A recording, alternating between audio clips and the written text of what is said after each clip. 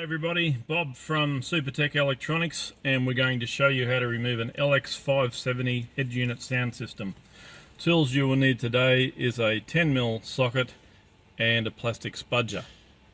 Okay, now the first parts we're going to remove are these two sections here, and you'll do that by grabbing it and pulling it out that way.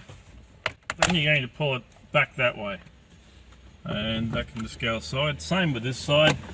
Out that way and that way, and we can just leave that all connected for the time being. Right, so we need to remove this part here, and you can do that by getting a spudger under it.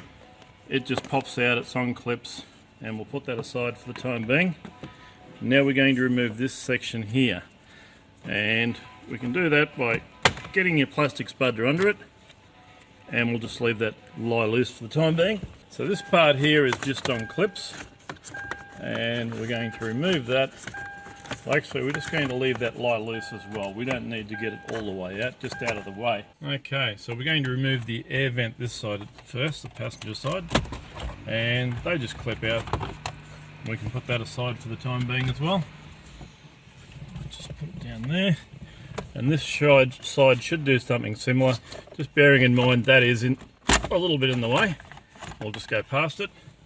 Okay, we're going to remove the screws that hold the head unit in now. Just bear in mind that the top two are different to the bottom two. That's a Phillips insert. This one's just a 10mm.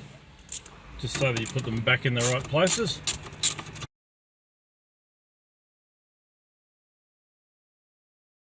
Okay, there's the two different size screws. Make sure you put them back in the right places.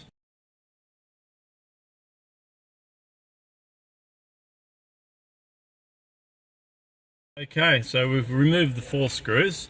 This top section will come out as a whole, like so.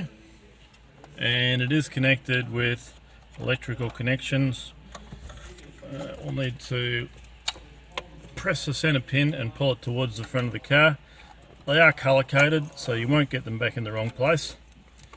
And if you've got a broken screen, you can send that off to Supertech Electronics for repair. Okay, we're going to remove this bottom section. Once again, there are different types of screws. Phillips heads down the bottom, 10mm at the top. Make sure you put them back in the right spots.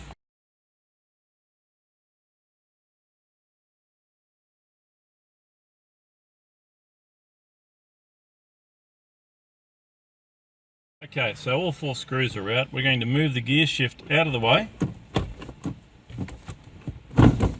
And we're going to lay a towel down just so that we don't scratch any of the upholstery, and this whole section will come out. So at this stage of the game, we can take just the top part out, and it is held in with electrical contacts. Once again, you need to press the center pin, pull it towards the front. Okay, we're going to remove all the electrical connections. They are keyed, so you won't get them in the wrong spots. This one here is the hardest one, like so.